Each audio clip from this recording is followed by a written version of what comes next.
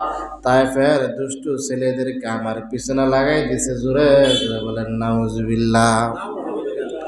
আল্লাহর রাসূল সাল্লাল্লাহু আলাইহি সাল্লাতু ওয়াসসালামের পালক পুত্র যায়েদ ইবনে হারিস বলেন, বৃষ্টির মতো বিশ্বনবীর উপরে পাথর নিক্ষেপ করতেছিল।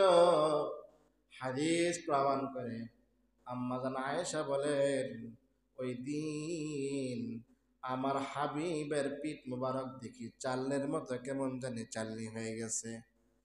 তায়েফের দুষ্ট লোকেরা আমাকে মারতে মারতে পাগল বানাইয়া ফেলছে। একবার দুইবার নয়, তিনবার আমি মুহাম্মদ বেহুশ হয়ে গিয়েছিলাম। ওই হাদিসের মধ্যে আম্মা জান আয়েশা বলেন, ও ইয়া রাসূলুল্লাহ, ইয়া হাবিবাল্লাহ, উহুদের যুদ্ধ যখন কায়েম হয়ে গেল, উহুদের যুদ্ধের দিন আপনার দাঁত মোবারক শহীদ হয়ে গেছে, মাথার ভিতরে বিশাল বড় লোহার কড়া নেইবা গেছে। ওগো আল্লাহর নবী, ওই দিন মনে হয় আপনি সবচাইতে বেশি কষ্ট করেছেন। আল্লাহর নবী ডাক দিয়া বলে, না না, আমার দাঁত মোবারক শহীদ হয়েছে, আমার মাথার ভিতরে কড়া নেইবা গেছে, আমি তেমন কোনো কষ্ট পাই নাই।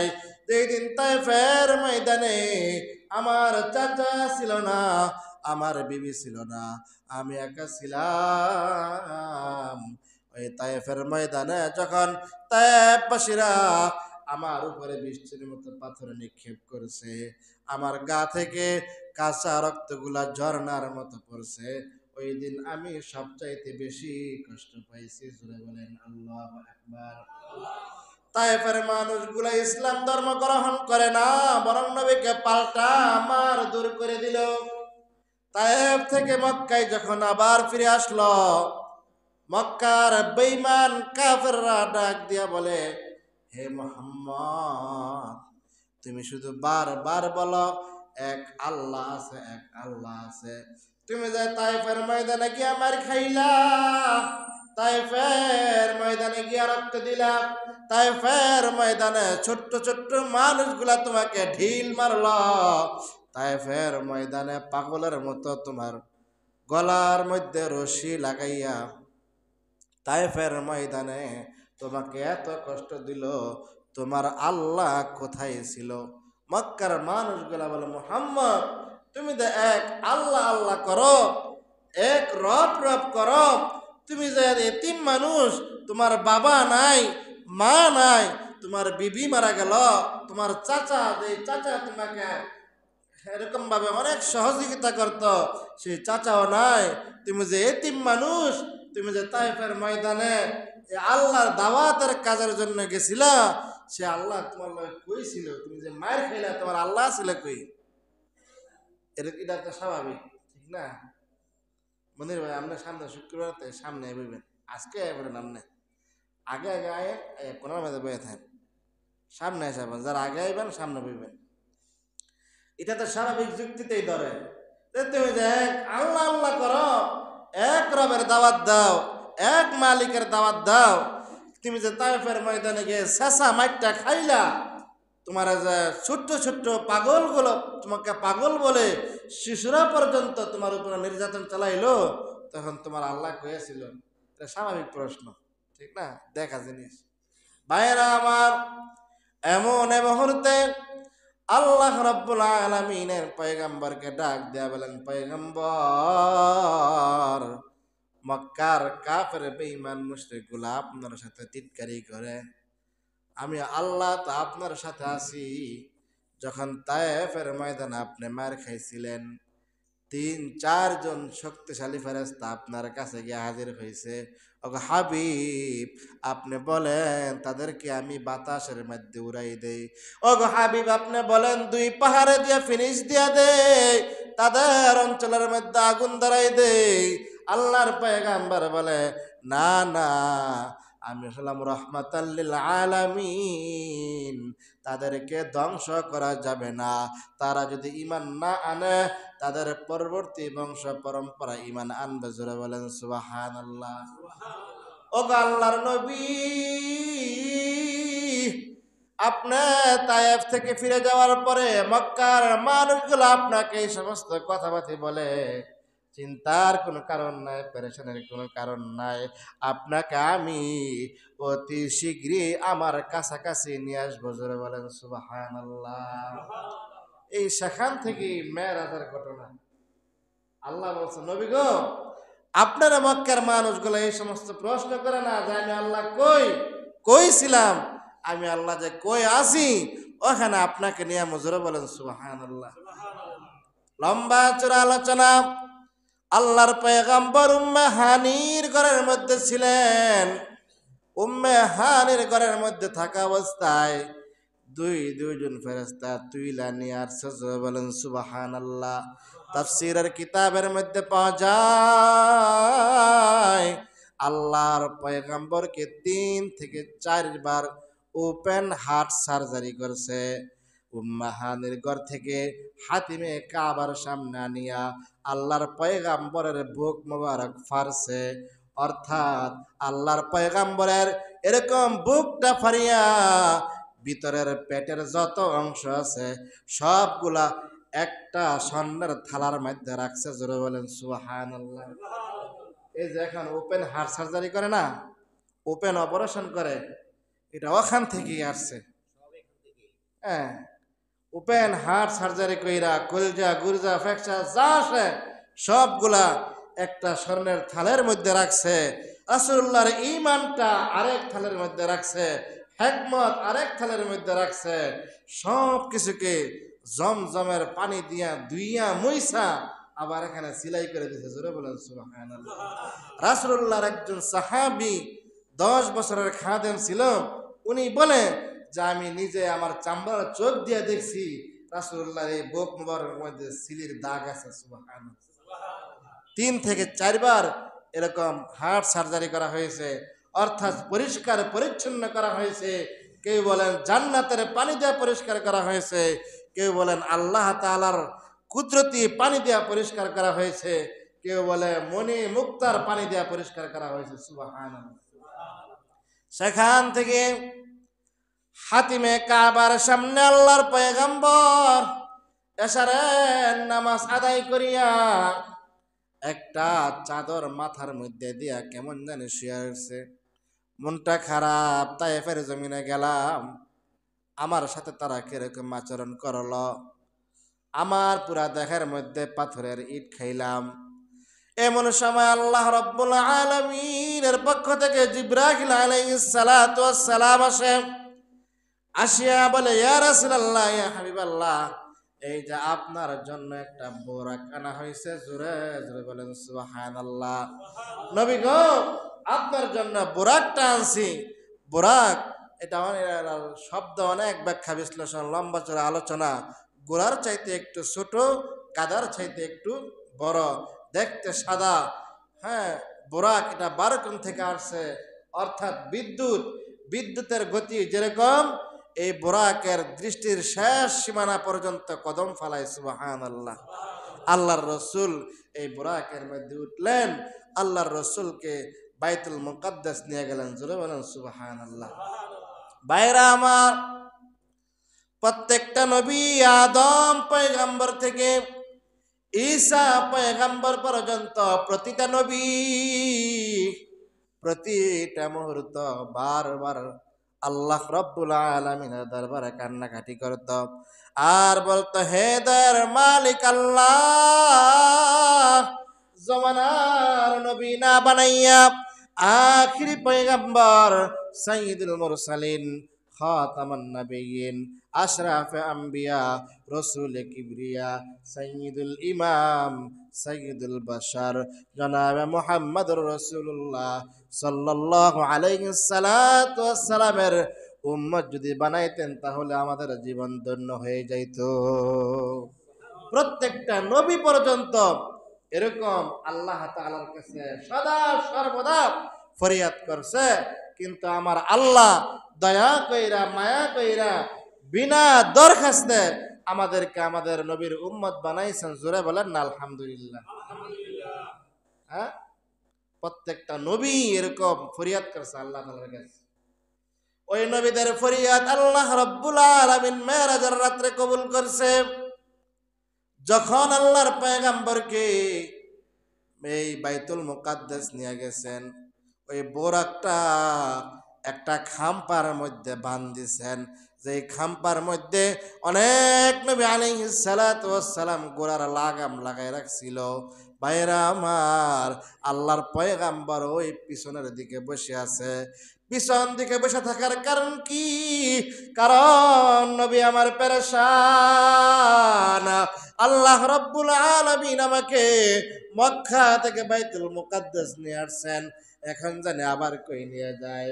আমার উম্মতেরা না জানি কি হয়, আমার উম্মতেরা না জানি কি হয়। আল্লাহর পয়গম্বর ওই পিছনে বৈশা রব্বি হাবলি উম্মতি, রব্বি হাবলি উম্মতি, উম্মতের পেরেশানি। সুবহানাল্লাহ। নবী আমার ওই সময় উম্মতের পেরেশানি। সাধারণত আমরা যখন ঈদের মধ্যে বাড়িতে যাই, বছরত একক তো নামাজ আমার বাড়ির কথা বলতেছি, সেখানে সুযোগ হয় না নামাজ পড়ার জন্য।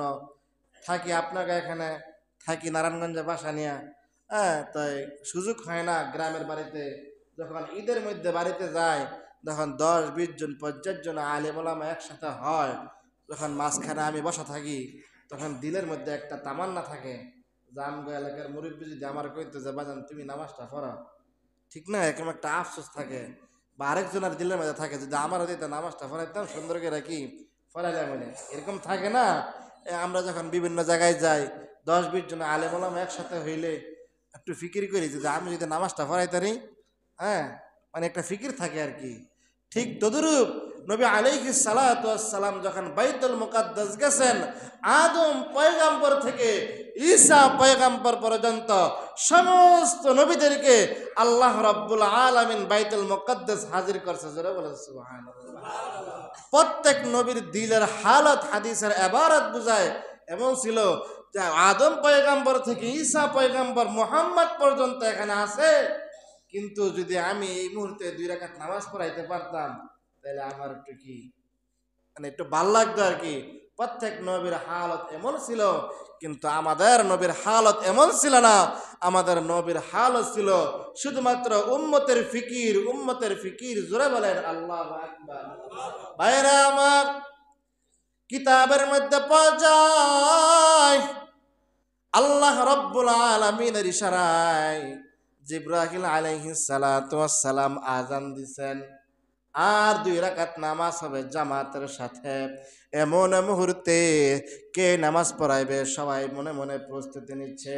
অনেকে আবার দাঁড়াই গেছে, কিন্তু আল্লাহ রাব্বুল আলামিন জিবরাইল আলাইহিস সালাতু ওয়াস সালামকে ডাক দিয়া বলে, ও জিবরাইল, যাও যাও আমার মুহাম্মদকে পিছন দিক থেকে নিয়ে আসো, আমার মুহাম্মদকে একটু হাতে ধইরা স্বাগতম জানাইয়া ইমামতির জায়গার মধ্যে দাঁড় করায় দাও। জোরে বলেন সুবহানাল্লাহ। ইমামুল আউয়ালিন আল আখিরিন, ইমামুল আউয়ালিন আল আখিরিন, বাহার সাদকা রহমাতাল্লিল আলামিন, সাইয়্যিদুল কাওনাইন খাতামুল মুরসালিন, আখিরা মুদবুদ ফখরুল আউয়ালিন, শুধু ওয়াজুদাস রহমাতাল্লিল আলামিন, মসজিদে ও শুধু হামারু এ জমিন। আল্লাহ রাব্বুল আলামিন লক্ষ লক্ষ পয়গম্বরের সামনে বিশ্ব নবীকে ইমামতির সামনে দাঁড় করাইয়া 2 রাকাত নামাজ আদায় করাইলেন। হাদিসের ব্যাখ্যায় বলা হয়, ওই যে আদম পয়গম্বর থেকে ঈসা পয়গম্বর পর্যন্ত প্রত্যেকটা নবী প্রতি মুহূর্ত আল্লাহ রাব্বুল আলামিনের দরবারে দোয়া করতেন, আর বলতেন, হে দয়ার মালিক আল্লাহ, জমানার নবী না বানাইয়া আখিরি পয়গম্বর বিশ্ব নবী মুহাম্মদুর রাসূলুল্লাহ সাল্লাল্লাহু আলাইহি সাল্লাতু ওয়াসসালামের উম্মত যদি বানাইতেন তাহলে আমাদের জীবন ধন্য হয়ে যাইত। 2 রাকাত নামাজ মুহাম্মাদের পিছনে পড়াইয়া আল্লাহ রাব্বুল আলামিন আদম পয়গম্বর থেকে শুরু করে সমস্ত সৃষ্টিকুলকে মুহাম্মাদের উম্মত বানাইয়া ঘোষণা দিলেন। জোরে বলেন সুবহানাল্লাহ। মুহাম্মদ হামিদু হামদু খুদা বস, खुदा हमदो मोहम्मद मुस्तफ़ा बस जहाँ तक है रबूबियत खुदा का वहाँ तक है नबूबियत नबी मुस्तफ़ा का। जोरे बोलेन अल्लाह আকবার।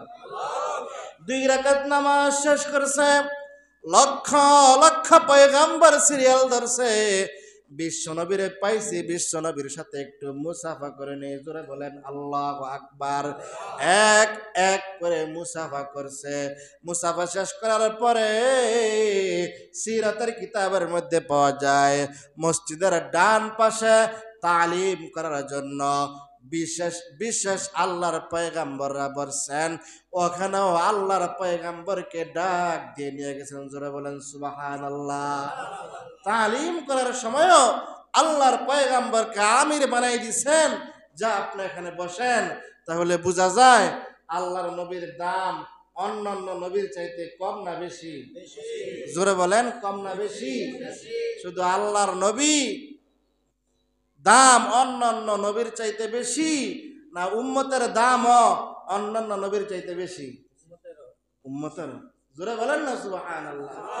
ভাইরা আমার, তাফসীরের কিতাবের মধ্যে পাওয়া যায় ঈসা মারইয়াম ঈসা পয়গম্বরকে আল্লাহ রাব্বুল আলামিন আকাশে তুলিয়ে নিয়ে গেছেন। দামেস্কের এক মসজিদের সামনে, দামেস্কের এক মসজিদে আল্লাহর পয়গম্বর ঈসা আলাইহিস সালাতু ওয়াস সালাম ভোরবেলা আসমান থেকে নামবেন। মসজিদ হবে 2 তলা, মতান্তরে 4th তলা, 4 তলা বিশিষ্ট সাদার মিনারের উপরে আল্লাহ রাব্বুল আলামিন হযরত ঈসা আলাইহিস সালাতু ওয়াস সালামকে নামাইবেন মাহদি আলাইহিস সালাতু ওয়াস সালামের একটু আগে দিয়া। নামানোর পরে আল্লাহর পয়গম্বর ঈসা আলাইহিস সালাতু ওয়াস সালাম মসজিদের বারিন্দার মধ্যে সুন্নত আদায় করবেন। জোরে বলেন সুবহানাল্লাহ। ওই সময় দামেস্কের ওই মসজিদে যিনি ইমাম থাকবেন উনি চিনতে পারবেন ইনি হইলেন আল্লাহর পয়গম্বর ঈসা আলাইহিস সালাতু ওয়াস সালাম। জোরে বলেন সুবহানাল্লাহ। ঈসা পয়গম্বর তো ওই সময় নবী হয়ে আসবেন না, ওই সময় মুহাম্মদের উম্মত হয়ে আসবেন। তারপরও ওই সময় মসজিদের ইমাম সাহেব যেহেতু চিনা ফেলাইবে, বলবেন, ও পয়গম্বর আপনি একটু নামাজ আদায় করেন। ঈসা পয়গম্বর ডাক দিয়া বলবেন, হুজুর মুহাম্মদের উম্মতের সামনে আমি নবীর ইমামতি করার কোনো যোগ্যতা নাই। জোরে বলেন না সুবহানাল্লাহ।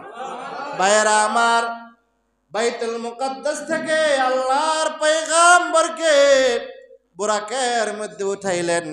বুরাক দ্রুত গতিতে চলতে লাগলেন। বুরাকের দৃষ্টির শেষ সীমানা পর্যন্ত এক লাফ দেয়। প্রথম আসমানে গেলেন। প্রথম আসমানে গিয়া প্রথম আসমানের যে দারওয়ান, যে ফেরেশতা, ওনার নাম হলো ইসমাইল। ইসমাইল ফেরেশতার সাথে অনেক কথোপকথন হয়।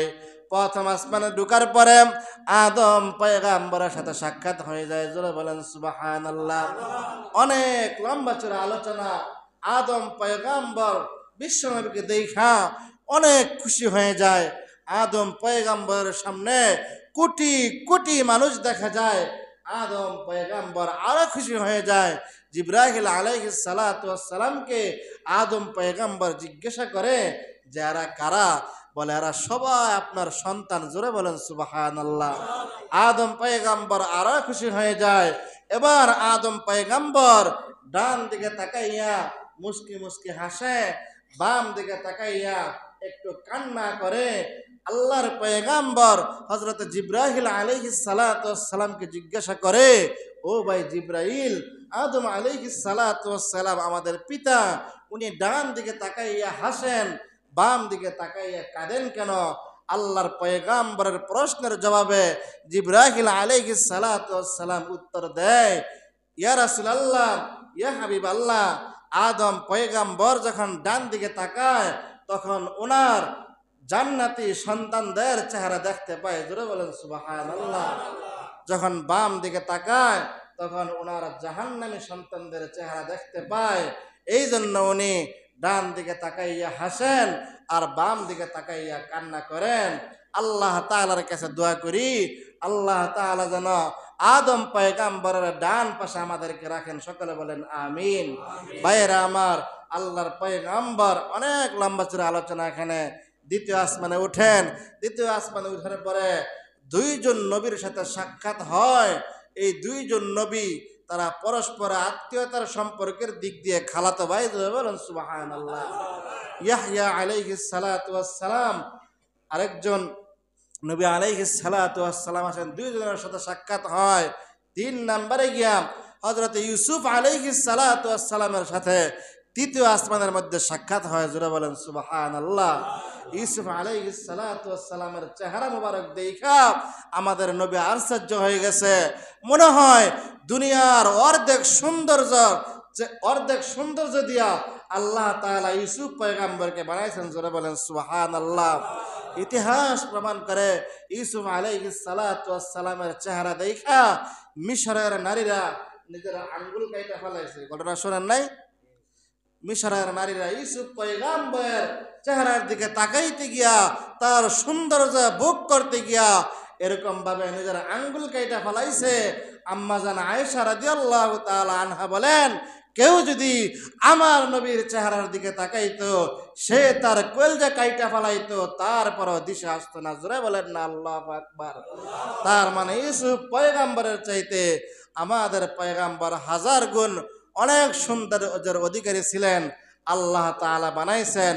আল্লাহর পয়গাম্বর চতুর্থ আসমানে গেলেন, স্বাগতম দিয়ে চতুর্থ আসমানে নিয়ে গেলেন। চতুর্থ আসমানে গিয়া দেখে আল্লাহর নবী ইদ্রিস আলাইহিস সালাতু ওয়াস সালাম স্বর্ণের চেয়ারের মধ্যে বসে রয়েছে। জোরে বলেন সুবহানাল্লাহ।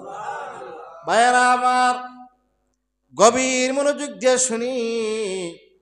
বাংলাদেশে, ভারত, পাকিস্তানের মধ্যে এমন এমন আল্লাহর বান্দা আছে বিধর্মী, কিন্তু কোরআনের ব্যাখ্যা বিশ্লেষণ করতে গিয়া ইসলাম ধর্ম গ্রহণ করছে। ভারত বাংলাদেশে এমন লোক আছে তারা এরকম ভাবে ডাক্তারি লেখাপড়া করতে করতে ইসলাম ধর্ম গ্রহণ করছে, কিন্তু মুসলমান নিজে জানে না তার পাওয়ার কেমন, তার দাম কেমন, আল্লাহ তাআলার দরবারে তার কি পরিমাণ পাওয়ার। আল্লাহর নবী চতুর্থ আসমানে আল্লাহর নবী ইদ্রিস আলাইহিস সালাতু ওয়াস সালামকে দেখে স্বর্ণের চেয়ারের মধ্যে বসে রইছে। জোরে জোরে বলেন সুবহানাল্লাহ। নবী তো আমার দুনিয়ার মধ্যে সবচাইতে ধনী নবী, সবচাইতে শ্রেষ্ঠ নবী, সবচাইতে সম্মানী নবী। নবী আমার সবচাইতে ধনী হওয়া সত্ত্বেও আল্লাহর নবী কোনদিন স্বর্ণের চেয়ার দেখে নাই। আল্লাহর নবী কি করে নাই? দুনিয়ার মধ্যে সবচাইতে ধনী, কিন্তু আল্লাহর নবী কোনদিন কি দেখে নাই? স্বর্ণের চেয়ার দেখে নাই। আল্লাহর নবী স্বর্ণের চেয়ার দেখে নাই, অথচ আল্লাহর নবীকে আল্লাহ রাব্বুল আলামিন বলছেন, ওগো নবী, আপনি যেই পাহাড়ের গুহা দিয়ে হাঁটতেছেন, আপনার পাশে যে বিশাল বড় পাহাড়, আপনি বলেন এই পাহাড়টাকে আপনি স্বর্ণ বানাই দেই, আপনি বলেন বাম পাশের পাহাড়টাকে আমি মণিমুক্ত বানাই দেই। নবী আমার বলেন, না, আমি আমার গরিব উম্মতের সাথে জান্নাতের মধ্যে থাকতে চাই। জোরে বলেন সুবহানাল্লাহ।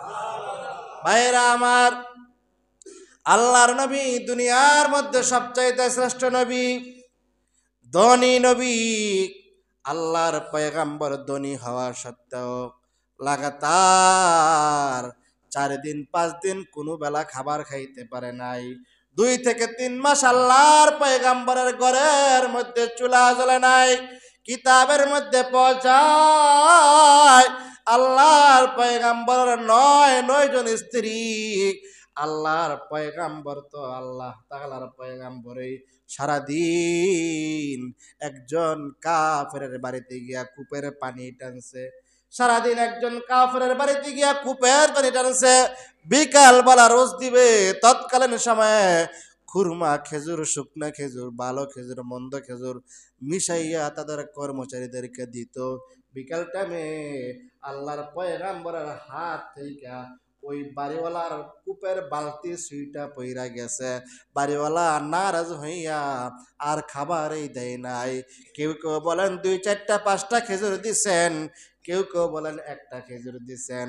একটা খেজুর মসজিদের মধ্যে সারার নামাজ আদায় করিয়া বিবিরা কয়েকদিন যাবৎ উপাস। আল্লাহর পয়গাম্বরকে কেউ কাজেও নেয় না। আল্লাহর পয়গাম্বরে সারার নামাজ পড়িয়া মসজিদ থেকে আস্তে আস্তে বাড়িতে গেলেন। সবাই পেটের ক্ষুধা সামনে নিয়ে সামনে অগ্রসর হইতেছেন। একটা থালের মধ্যে অথবা একটা দস্তরখানের মধ্যে একটা খেজুর রাখছে। একটা খেজুর আল্লাহর পয়গাম্বরের 9 জন স্ত্রী, আল্লাহর পয়গাম্বর হলেন একজন, 10 জন মিল্লা সারা দিনের ক্ষুধা মিটাইছে একটা খেজুরের মাধ্যমে। জোরে বলেন আল্লাহু আকবার। আল্লাহর নবী বিশ্ব নবী হওয়া সত্ত্বেও, আল্লাহ তাআলার পিয়ারা হাবিব হওয়া সত্ত্বেও লাগাতার 2-4 দিন পেট ভরে খাবার খাইতে পারে নাই। সেই নবী যদি হঠাৎ করে চতুর্থ আসমানে গিয়া স্বর্ণের চেয়ার দেখে, মাথা ঠিক থাকার কথা নেই, মাথা ঠিক থাকার কথা না। আল্লাহর পয়গাম্বর ইদ্রিস আলাইহিস সালাতু ওয়াস সালাম স্বর্ণের চেয়ার থেকে উঠিয়া আল্লাহর পয়গাম্বরের সামনে এসে পড়ছে আর বলে, ইয়া রাসূলুল্লাহ, ইয়া হাবিবাল্লাহ, আপনি কেমন আছেন? বলে, আমি তো ভালোই আছি, কিন্তু গো আল্লাহর নবী ইদ্রিস, আপনি মনে হয় সবার আগে জান্নাত ভোগ করছেন, কারণ আপনার স্বর্ণের চেয়ারের মধ্যে বৈশা রয়েছেন। জোরে বলেন আল্লাহু আকবার। ইদ্রিস আলাইহিস সালাতু ওয়াস সালাম ডাক দিয়া বলেন, ইয়া রাসূলুল্লাহ, ইয়া হাবিবাল্লাহ, কি বলেন? না না, আমি তো জান্নাত ভোগ করি নাই। মুহাম্মদ ডাক দিয়া বলে, তাহলে যা আপনি স্বর্ণের চেয়ারের মধ্যে বসে রয়েছেন। আল্লাহর নবী ইদ্রিস ডাক দিয়া বলে, ইয়া রাসূলুল্লাহ, ইয়া হাবিবাল্লাহ, আমি তো জান্নাত ভোগ করি নাই, আমি জান্নাতের কাছেদারের মধ্যে নাই। আল্লাহর পয়গাম্বর ডাক দিয়া বলেন, কি ব্যাপার? স্বর্ণের চেয়ার কোথায় থেকে পাইলা? ইদ্রিস আলাইহিস সালাতু ওয়াস সালাম ডাক দিয়া বলে, ওগো নবী, জান্নাত তো আল্লাহ রাব্বুল আলামিন বানাইছেন। 6666 তলা জান্নাত আল্লাহ বানাইছেন। আমি ইদ্রিস প্রত্যেকটা জান্নাতের গেটের মধ্যে গেছি। জোরে বলেন আল্লাহু আকবার। জান্নাত আল্লাহ তাআলা বানাইছেন 6666 তলা জান্নাত আল্লাহ তাআলা বানাইছেন। আমি প্রত্যেক জান্নাতের গেটের মধ্যে গেছি। গেটের মধ্যে লেখা মুহাম্মদ এবং তার উম্মতের আগে কেউ জান্নাতের মধ্যে প্রবেশ করতে পারবে না। জোরে বলেন না সুবহানাল্লাহ। নবী হইছে দেখে তো কি হইছে? মুহাম্মদ এবং তার উম্মতের আগে জান্নাতের মধ্যে প্রবেশ করতে পারবে না। তাহলে বোঝা যায় নবীদের চাইতে মুহাম্মদের উম্মতের পাওয়ার কম না বেশি? বেশি। বেশিটা ধরে রাখতেই বনি। হ্যাঁ, ধরে রাখবো কেমনে? জোরে বলেন। প্রত্যেক সপ্তাহে দেখি কালকে আসরের সময় মুসল্লি ছিল 4 জন, মাগরিবের সময় ছিল মনে হয় 27 জন, এশারের সময় 2-4 জন হয়। আজকে আসরের সময় মুসল্লি নাই। এটা আমাদের জন্য খুব লজ্জাজনক বিষয়। আমরা নামাজ না পড়ে খাই কেমনে? যদি আল্লাহর হুকুম এমন হইতো যে একটা নামাজ না পড়বি, হ্যাঁ, জোহরের পর থেকে জোহর নামাজ না পড়লে আসর পর্যন্ত গিলা যাইতো না। আসর পর্যন্ত কি যাইতো না? গিলন যাইতো না, বুঝেন তো? আবার যে আসরের নামাজ না পড়বি মাগরিব পর্যন্ত গিলন যেত না, মাগরিবের নামাজ না পড়লে এশা পর্যন্ত গিলন যেত না, এশারের নামাজ না পড়লে মাগার ফজর পর্যন্ত কি করেন যেত না, গিলেন যেত না। গিলেন না গিলতে পারলে কি সিগারেট খামু, সিগারেট দেওয়ান যেত না মুহের মধ্যে। যদি আল্লাহ এরকম সিস্টেম করতো আমাকে বাধা দেওয়ার ক্ষমতা ছিল? হ্যাঁ, বাধা দেওয়ার ক্ষমতা নাই। এই জন্য বাবারা আহেন আমরা নামাজ কালাম ধরি, সামনে রমজান মাস আসতেছে, আমরা একটু ফিকির করি কিভাবে দিন ধর্ম নামাজ কালামকে একটু আঁকড়ে ধরা যায়। ওয়াতাসিমু বিহাবলিল্লাহি জামিআ, যদি আমরা আমাদের নামাজ দিয়ে আর কোরআনের রশিকে আঁকড়ে ধরতে পারি তাহলে আসে আমাদের আগে অন্যান্য নবীরা জান্নাতের মধ্যে যাইতে পারতো না। আর আমরা যে নামাজওয়ালা আমগরে কি আমগো নবী চিনত না, আমগো নবী কি চিন্ত না, ফার থাকবার দূরের কথা। আল্লাহ তাআলা আমাদের সকলকে